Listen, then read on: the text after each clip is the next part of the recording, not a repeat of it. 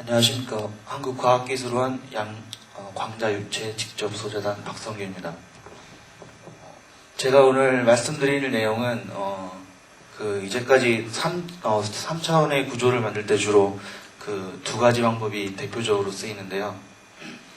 셀프 어셈블리 방법하고 제가 이제 하려고 하는 거는 이제 홀로그래피, 리소그래피를 이용해서 3디멘저널한 구조를 만든 다음에 이게 이제 그 포토닉 밴드갭 특성을 갖고 있기 때문에 이러한 포토닉 밴드갭 특성을 이용해서 옵토플루이딕 인테그레이션에 이용하는 방법을 말씀드리겠습니다.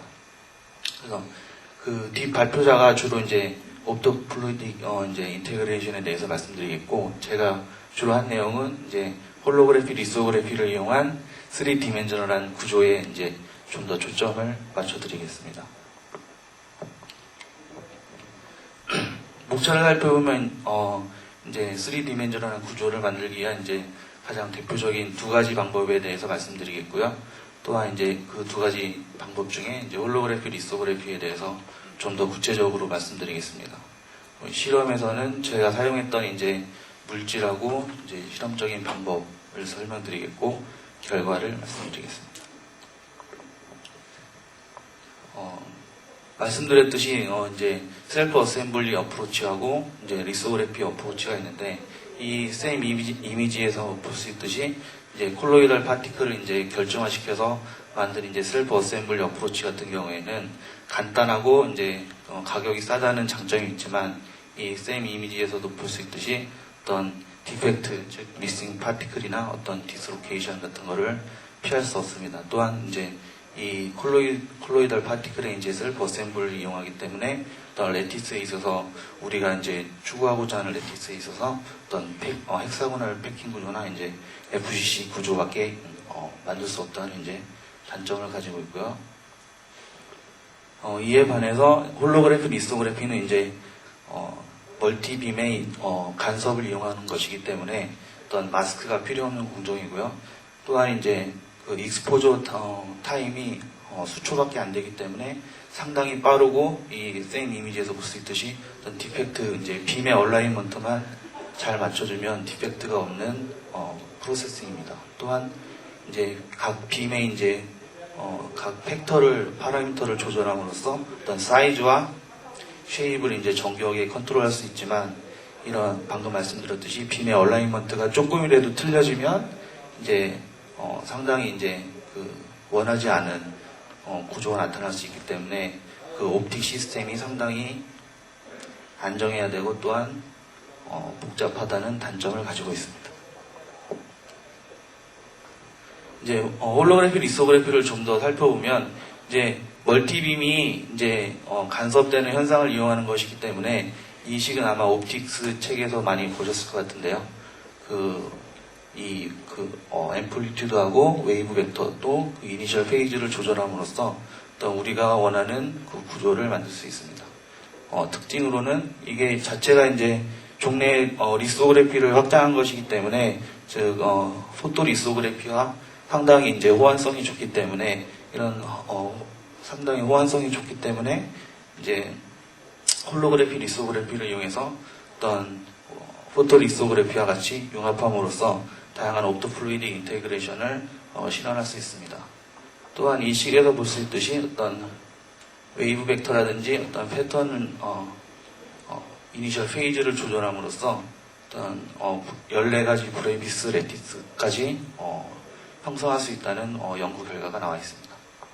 또한 이제 가장 중요한 요소는 이런 홀로그래피, 리소그래피를 이용해서 포토닉 크리스탈을 만들 수 있기 때문에, 포토닉 크리스탈은 포토닉 밴드갭 특성을 가지고 있고, 그래서 다양한 유체를 그 포토닉 크리스탈 구조에 넣어줌으로써 어떤 리프렉티브 인덱스 차이에 의한 어떤 케미컬 센서나 바이오 센서에 응용할 수 있습니다.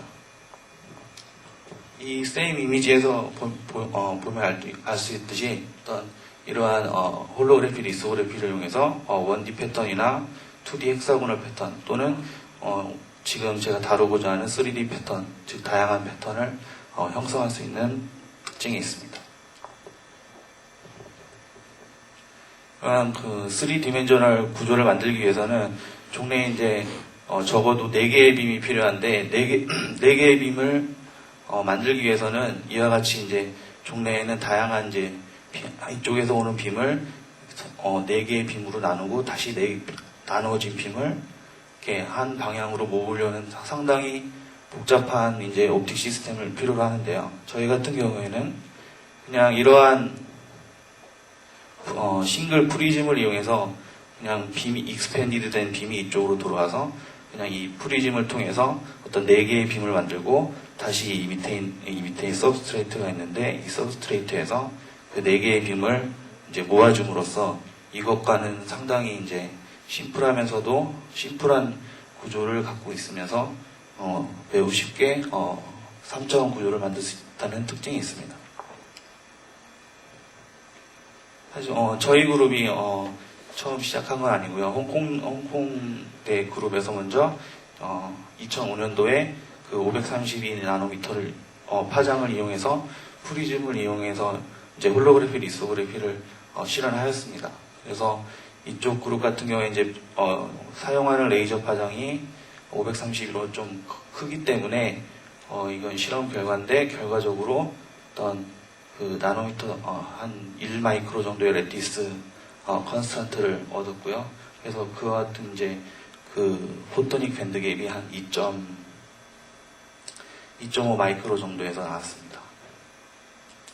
그래서 이제 이거는 올해 나온 건데요. 이쪽 같은 그룹은 아닌데 이제 이쪽 그룹에서 이제 325 나노미터 헬륨 카드뮴 레이저를 사용했고요. 거의 똑같은 프리즘 구조를 만들었고, 그래서 이제 레이저 파장 자체가 작아지기 때문에 레티스 컨스탄트도 한 610 나노미터 정도 됐고, 포토닉 밴드갭도 한 1.5 마이크로 정도에서 나온 것을 알 수 있습니다. 이거 같은 경우에는 이제 저희 그룹과 똑같은 시스템을 사용하고 있는데요. 그래서 이쪽 그룹에서 한 일은 주로 이제 1.5 마이크로에서 밴드갭이 생겼다는 것을 시뮬레이션 하고 그런 결과만을 보여줬습니다. 하지만 이제 저희 그룹에서 제가 한 실험 결과는 주로 이제 포토닉 밴드갭을 조절할 수 있고, 또한 이런 포토닉 밴드갭을 어떤 실제 이제 리프렉티브 인덱스 체인지에 의한 어떤 응용으로 이제 사용할 수 있다는 것을 말씀드리겠습니다. 이거는 저희 이제 실험의 오직도인데요. 말씀드렸듯이 325 나노미터 헬륨 카드뮴 레이저를 사용했고요. 그래서 이제 빔이 빔 익스펜더를 통해서 10배로 확대되고, 이 확대된 빔이 프리즘을 통해서 이제 이렇게 4빔을 형성하게 됩니다. 그래서 이 4빔이 형성되고, 이 이제 아래쪽에 SU8이라는 포토폴리머를 사용해서 어떤 디벨롭 과정을 거치면 3차원 구조를 얻을 수 있습니다.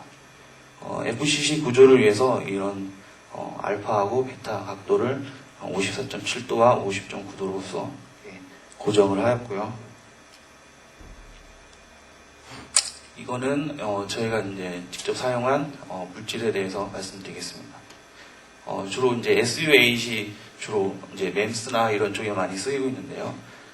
주로 많이 쓰이는 이유는 이제 SU8이 솔루빌리티가 많은 다양한 그 오게닉 솔벤트의 솔루빌리티가 좋고, 따라서 이제 수 밀리미터까지 두께의 필름을 만들 수 있다는 특징이 있습니다. 또한 어떤 UV나 비저블 영역에서 SU8 자체가 상당히 투명하기 때문에 이런 홀로그래피, 리소그래피에는 상당히 적합한 물질입니다. 그래서 이 SU8 같은 경우에는 어떤 레이저 빔을 받았을 때 이제 이 에폭시 그룹이 열리면서 크로스링킹 됩니다. 이런 크로스링킹 되면서 이제 상당히 높은 TG를 가지고 있고, 또한 상당히 높은 TG를 가지고 있으며 또 크로스링킹 되기 때문에 화학적으로도 상당히 안정한 구조를 갖고 있습니다. 저희가 사용한 이제 포토 이니시에이터는 또한 설포니온 계통의 케타이오닉 포토 이니시에이터를 사용했고요. 또한 디벨로퍼는 PGME를 사용했습니다. 실험 과정을 살펴보면 컨벤셔널 포토 리소그래피와 거의 같은 과정이라고 생각하면 되시는데요. 처음에 이제 스핀 코팅을 해주고, 그 다음에 이제 솔벤트를 날려주기 위해서 소프트 베이킹을 실시합니다. 그 다음에 이제 그 레이저 홀로그래피, 레이저 익스포저를 해주고요. 그 다음에 포스트 익스포저 베이크를 해주는데, 이 PEB를 해주는 이유는 이제 이 익스포저 된 그 영역을 크로스 링킹 시키기 위해서 해주는 것입니다. 디벨롭 과정을 거치고, 그 다음에 질소로 이제 블로잉을 해주면 우리가 원하는 구조를 만들 수 있습니다. 이거는 실제 이제 만든 저희 구조인데요. 아까 보면 프리즘의 윗면이 정삼각형인데 제대로 이제 실험 조건을 잡으면 정삼각형의 이런 모양을 얻을 수 있고요. 이거를 확대해서 본 그림이 이런 것입니다. 그래서 여기 쌤 이미지에서 볼 수 있듯이 상당히 대면적에 있어서 어떤 유니폼한 구조를 얻을 수 있습니다. 이 구조를 좀 더 확대해 보면 이런 A층, B층, C층에서 이제 FC 구조를 얻을 수 있습니다. 단면 구조를 살펴보면요, 이게 약 한 10마이크로 정도 구조에서 상당히 이제 유니폼하게 구조가 형성되는 것을 알 수 있습니다. 하지만 이제 SH이 이제 완전히 UV 흡수를 안 하는 것이 아니라 이 위에 층과 아래층의 이제 포어 사이즈를 비교해 보면 아래층의 포어 사이즈가 위층보다는 크다는 것을 알 수 있는데, 이렇게 나타나는 이유는 이제 SH 자체가 약간의 이제 광을 흡수하기 때문에 아래로 갈수록 이제 빔이 그대로 투과하는 것이 아니라 위쪽에서는 빔을 더 많이 흡수되고 상대적으로 이제 빔의 인텐시티가 아래쪽에는 적기 때문에 디벨롭하고 나면은 이렇게 이제 아래쪽에는 좀 포어 사이즈가 좀 큰 구조를 얻었습니다. 그래서 이제 포토닉 밴드갭에 있어서 중요한 거는 이 원오는 방향에서의 이런 인터레이어 디스턴스가 결과적으로는 포토닉 밴드갭에 영향을 줍니다. 이 같은 경우에는 이제 저희는 PI 양을 한 1.33%에 했을 때는 디오는 길이가 한 0.75 마이크로 정도로 나왔습니다. 그래서 이제 PI 양을 조절하면 결과적으로는 어떤 레티스 컨스턴트나 인터레이어 디스턴스를 조절할 수 있습니다. 아까 말씀드렸던 홍콩 2007년에 나온 APL에서는 아마 이 A와 같은 비슷한 구조를 얻었는데요. 그쪽 그룹 논문에는 없었지만 PI 양이 상당히 낮은 거를 사용했을 것입니다. 저희 같은 경우에 이제 PI 양을 이렇게 변화시키면 그 레티스 컨스턴트와 인터레이어 디스턴스가 변하는 것을 알 수 있고, 그 PI 양이 많아짐으로써 어떤 구조가 전체적으로는 커지는 것을 확인할 수 있습니다. PI 구조에 따라서 구조가 변하고 그 구조가 곧 포토닉 밴드갭에 영향을 미치기 때문에 어떤 결과적으로 PI 양이 상당히 이제 포토닉 밴드갭에 영향을 미치는 것을 알 수 있습니다. 따라서 이제 PI 양이 0.17%에서 1.33%로 하였을 때 이제 포토닉 밴드갭이 한 1.4에서 한 2점대까지 이렇게 다양하게 나올 수 있고요. 이런 그 필링 팩터를 구할 수 있는데, 필링 팩터는 어떤 브래그식에 의해서 필링 팩터를 구할 수 있습니다. 또한 이제 익스포저 타임을 늘려줌으로써 어떤 이런 구조를 더더욱 조절할 수 있는데요. 이제 1.33%에서 익스포저 타임을 늘림으로써 어떤 이런 SEM 이미지에서도 볼 수 있듯이 점차 구조가 이제 뚱뚱해지면서 단면을 봐도 어떤 포어 사이즈가 감소하는 것을 알 수 있습니다. 곧 이러한 영향이 이제 밴드갭에 영향을 미치게 되겠습니다. 이번에는 이제 리액티브 아이온 애칭을 저희 샘플을 리액티브 아이온 애칭을 해봤는데요. 이렇게 아이소트로픽한 드라이 애칭 컨디션에서 그 리액티브 아이온 애칭을 하였습니다. 이렇게 쌤 이미지에서 보면 알 수 있듯이 그 RI 타임이 늘어남으로써 이렇게 좀 그 노광이 덜 된 부분이 깎이는 것을 알 수 있고요. 그 5분까지는 제대로 이제 깎이면서 계속적으로 시간을 늘리면 이제 그 이런 그 조금 이제 무너지는 구조를 얻을 수 있고요. 약 한 25분 정도 되면 한 10마이크로 정도의 어떤 패턴이 다 없어지는 것을 확인하였습니다. 이제 리액티브 아이언 애칭을 함으로써 이제 아이언 애칭을 하면 이런 필링 이제 그 SU8의 필링 팩터가 감소되기 때문에 결과적으로 밴드갭은 블루 시프트하는 것을 확인할 수 있었고요. 어느 정도 한 11분 이후부터는 어떤 밴드갭이 전혀 그 영향이 변화가 없는 것을 확인하였는데요. 이와 같이 되는 이유는 아까 말씀드렸듯이 이 밑에 쪽에 그 노광이 약간은 덜 돼서 이 밑에 쪽에 있는 이제 그 인터레이어 디스턴스가 그 영향을 미쳐서 어느 정도 시간 이후에서는 밴드갭이 전혀 변화가 없다는 것을 알 수 있습니다. 그래서 이제 그 밴드갭이 리액티브 타임에 따라서 어떻게 변하는지를 확인할 수 있었는데요. 한 2.0에 있던 그 밴드갭이 한 RI 타임을 한 9분으로 하였을 때는 한 200나노 정도 블루 시프트하는 것을 확인하였습니다. 그거에 따른 필링 팩터도 감소하는 것을 확인할 수 있었고요. 이번에는 이제 그 포토닉 밴드갭이 어떤 다양한 유체를 넣어주면 그 이런 그 이펙티브 리플렉티브 인덱스 값이 변하기 때문에 그 이펙티브 리플렉티브 인덱스 값이 변하고 그거에 따라서 이제 밴드갭이 바뀌는 즉 플루이딕 튜닝 실험을 해보았습니다. 그래서 이제 그냥 공기를 때는 한 1.76 정도의 밴드갭이 나왔는데 이제 물하고 에탄올 그리고 다양한 믹스처를 사용함으로써 밴드갭이 한 1.76에서 2.18까지 변하는 것을 알 수 있었습니다. 리플렉턴스 값은 감소하는 것을 알 수 있는데요. 그리고 밴드갭이 이제 다양한 유체를 넣어줌으로써 이렇게 리니어하게 변하는 것을 알 수 있습니다.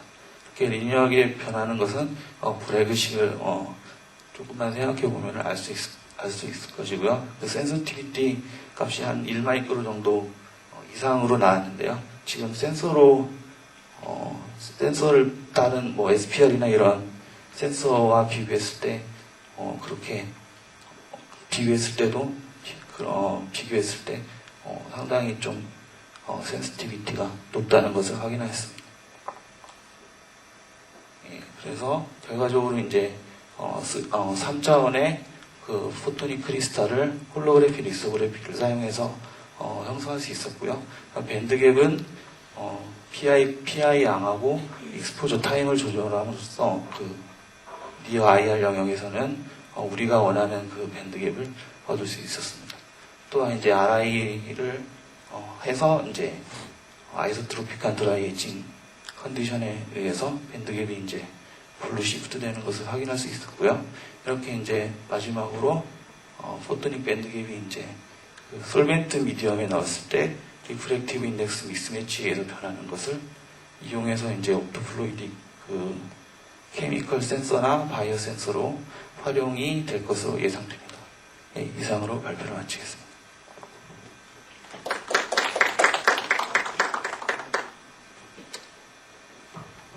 질문 있으시면.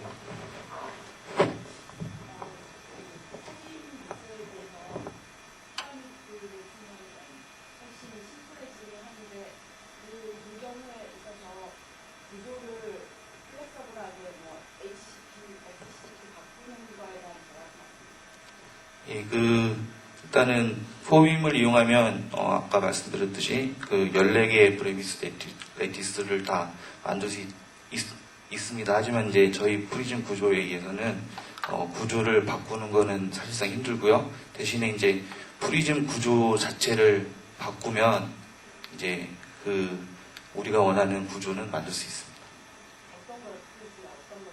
프리즘의 이제 뭐 각도라든지 그 이제 들어가는 그 빔에 이제 옆에 깎이는 각도 이런 걸 조절하면 만들 수 있습니다.